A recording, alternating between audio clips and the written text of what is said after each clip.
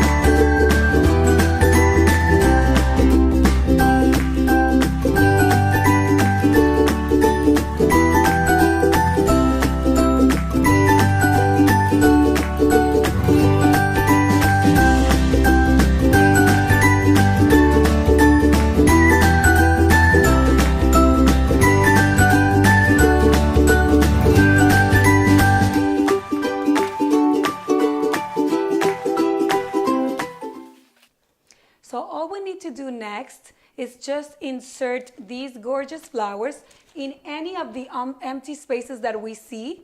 But you gotta be careful because they are kind of pointy and we don't want to pop a balloon.